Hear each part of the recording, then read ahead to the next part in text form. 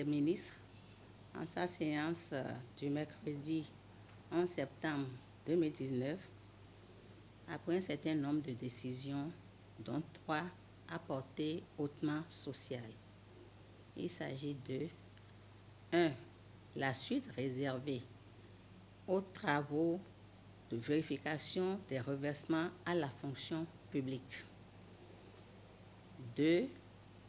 De la levée de la mesure de suspension des reversements des agents occasionnels et autres dans la fonction publique, avec un bonus que le gouvernement a accordé autour de cette décision ou de cette mesure.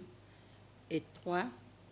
La décision de faire bénéficier à 2441 agents de l'État admis à la retraite, de faire bénéficier leur pension de retraite alors que ces agents avaient perdu tout espoir d'en bénéficier. Pour ce qui concerne les agents reversés, peut-être que certains se posent la question de savoir les agents reversés, c'est qui exactement? Qu'ils vous souviennent qu'en 1987, dans le cadre de la mise en œuvre du programme d'ajustement structurel, le gouvernement d'alors avait été amené à suspendre les recrutements dans la fonction publique pour ne les reprendre qu'en 1994. Or, au cours de la période, les besoins en ressources humaines se sont fait ressentir au niveau de toutes les structures pratiquement, et surtout dans le secteur de l'éducation. Pour couvrir ces besoins, les structures ont recours d'une manière ou d'une autre à l'utilisation des agents qui sont donc restés au service de l'administration sans être des agents de l'État. Surtout dans le secteur de l'éducation, il a été nécessaire au niveau des communautés de procéder à des recrutements d'enseignants, qu'on appelle généralement les enseignants communautaires. Il y a également ce qu'on appelle les éducateurs et éducatrices. Dans les structures centrales, au niveau de l'administration tout court, je veux dire, les structures ont eu à recruter des agents occasionnels qu'ils payaient d'une manière ou d'une autre. Il y a même des agents qui étaient payés avec des tickets valeurs. Il y a des agents qui ont été recrutés sur des projets. Et à la fin des projets qui ont été retenus parce qu'on avait encore besoin de ces agents. Il y a également des agents qui ont été recrutés pour diverses raisons et qui ont été retenus. Les stagiaires, par exemple, à la fin de leur stage, n'étaient pas libérés parce que le besoin en ressources humaines se faisait ressentir. Et en 2007, le gouvernement de l'époque a décidé de mettre fin à la précarité d'emploi de ces agents et de les reverser dans la fonction publique, ce qui a été fait. Mais vous savez que sur les reversements, il y a beaucoup de choses qui ont été dites, il y a beaucoup qui n'avaient pas droit au bénéfice de ce reversement, beaucoup d'agents qui n'étaient pas éligibles, qui ont été reversés, il y a beaucoup de favoritisme. Et avec l'avènement du régime de la rupture, le besoin de vérifier comment les reversements ont été faits s'est fait ressentir. Et le gouvernement a pris donc la décision de procéder à une vérification de ces reversements. Il y a des agents de l'État au niveau de notre département ministériel. Nous avons un effectif de 34 636 agents contractuels de l'État. Et cette vérification s'est faite en 2 étapes. La première étape, c'est le recensement physique des agents concernés. Et après ce recensement physique, il a été constaté 30 776 agents se sont présentés au recensement et 3 860 ne se sont pas présentés. Qu'est-ce qui a suivi? Immédiatement, nous avons procédé en relation avec le ministre de l'Économie et des Finances à la suspension des 3 860 agents qui ne se sont pas présentés. Pour la suite, nous avons recueilli les dossiers des 30 776 agents qui se sont présentés pour procéder dans une seconde phase, dans une seconde étape à la vérification ou au contrôle sur dossier de ces agents. Et ce sont les résultats de ce contrôle de dossier que nous avons donné au Conseil des ministres le mercredi dernier, le mercredi 11 septembre 2019, avec les résultats ci-après. Agents régulièrement reversés par rapport aux critères fixés pour les reversements, 25 135.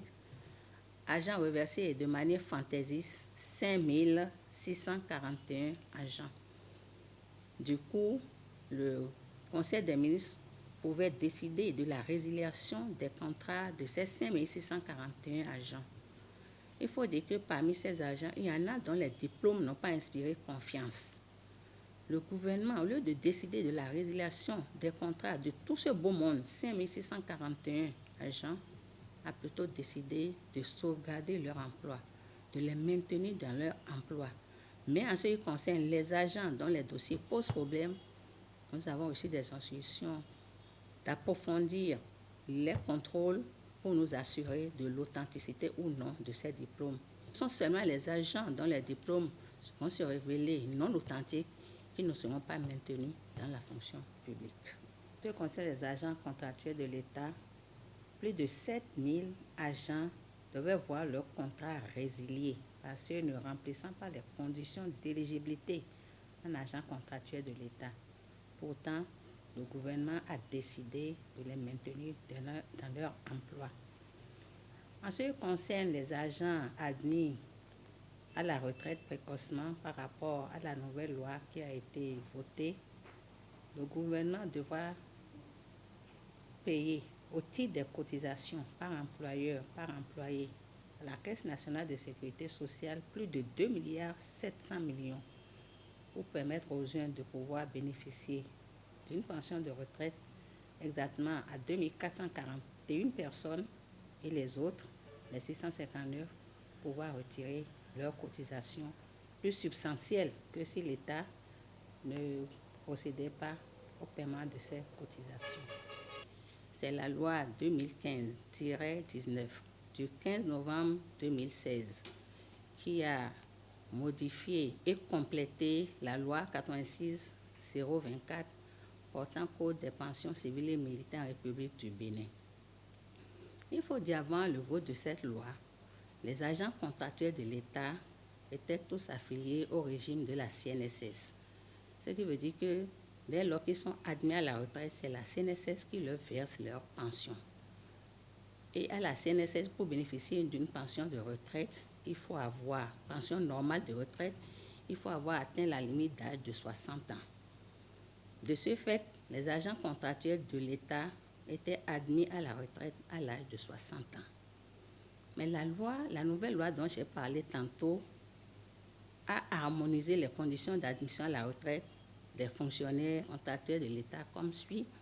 Pour les agents de la catégorie A, l'âge d'admission à la retraite, c'est 60 ans. Les agents de la catégorie B, l'âge d'admission à la retraite, c'est 58 ans. Les agents de la catégorie C et D sont admis à la retraite à l'âge de 55 ans. Du coup, il y a plusieurs agents qui ont été surpris de leur départ à la retraite, puisque la plupart s'attendaient à aller à la retraite à l'âge de 60 ans. Non seulement ils ont été surpris par leur départ à la retraite, mais la plupart ne pouvaient plus prétendre à une pension de retraite parce que nous ne pouvons pas totaliser un minimum de 15 ans exigé pour bénéficier d'une pension proportionnelle de retraite. Donc, certains agents sont admis à la retraite depuis 2017, sont sans salaire et sans pension. Pour ne pas les laisser sans un minimum de ressources, le gouvernement, également le mercredi 11 septembre, a décidé de prendre en charge sur le budget national les cotisations de ces agents. Donc, le gouvernement paiera pour ces agents aussi bien la part employeur que la part employé. Je peux dire que, franchement, le gouvernement a pris des mesures sociales de haute portée pour ces agents. Je m'imagine la joie qui anime certains, donc dire que le gouvernement ne fait pas du social. Le gouvernement veut que nous puissions travailler dans la rigueur, que notre pays aussi se mette dans les normes qui sont observées au niveau sous-régional, international, pour qu'un jour nous-mêmes puissions être comptés parmi les nations émergentes. Donc c'est de cela qu'il s'agit. Mais lorsqu'il faut également prendre un certain nombre de mesures pour sauvegarder des emplois ou permettre aux gens de vivre jusqu'à un certain âge quand même, de bien vivre, surtout ceux qui ont travaillé, qui avaient bénéficié du paiement du salaire, qui se retrouvent du jour au lendemain sans salaire, sans pension, le gouvernement sait également prendre les mesures qu'il faut. Et c'est ça qui a été fait le mercredi 11 septembre dernier.